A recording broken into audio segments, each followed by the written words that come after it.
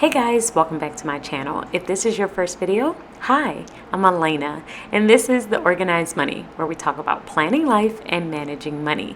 In today's video, we are going to be doing a reading plan with me. I'm going to be sharing with you how I use my reading section of my planner and how I write out my book summaries. First, I wanted to say thank y'all so much for your feedback on my last plan with me, which was my weekly plan with me. I had been going back and forth in my mind on if people still like plan with me's, but y'all feedback on that video was so wonderful, and it really helped me stick to what my channel is all about, and that's planning. So this is the reading section of my planner. For my reading section and my commonplace section, it's not really a planner. It is journal paper that I will use to write out just different things that I am thinking about or books that I have read.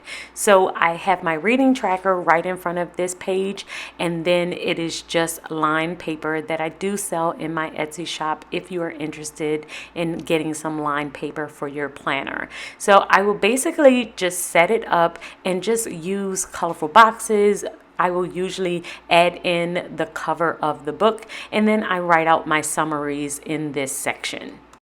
So we're going to be talking about Made to Stick, which is a book by Chip and Dan Heath. They are brothers that wrote this book on why some ideas survive and others die. I really did enjoy this book. It's basically a framework to teach you how to make your ideas stick. There are 6 principles in the book, so we're going to dive into all 6 of those principles. And if you are a part of Organize You, we're going to do a deeper dive on Thursday on this book and talk about the pros and cons and how to apply this book to your life. So chapter 1 talks about the principle of simplicity. To attain simplicity, you must do 2 things. You have to find your core message, and then you have to share that core message. And in the book, he talks about Southwest. The CEO of Southwest once told someone that he could teach the secret of running his entire airline in 30 seconds. And he said, "We are the low-fare airline." Once you understand that they are the low-fare airline, then you can make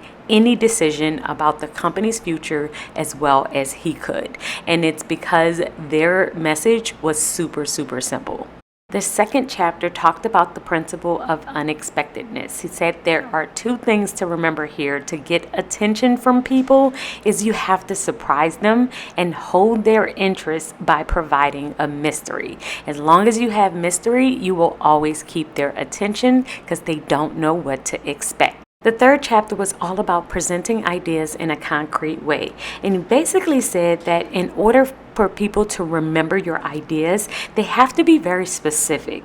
They have to be tangible, and it has to invoke their senses. So things like taste, smell, sight, touch, and sound are all important to presenting your ideas in a concrete way and making them memorable. And he gave an example about a company knowing the data of their customers. Yes, you can look at them on a grand scale, but in reality, you learn so much more when you're talking and speaking one-on-one with your actual customer. You learn the root of who they are in those moments, which means that it helps to stick a little bit more because it's concrete. Chapter 4 is all about making an idea credible. Credibility is about making people believe your idea, and by providing internal and external elements that prove the idea. In the book, he talks about these 2 physicians, Marshall and Warren, who received the Nobel Prize in 2005 in medicine for their work. Now, these 2 men were brilliant, Nobel-worthy, world-changing insight, but Marshall, one of the doctors, had to actually poison himself for people to believe him.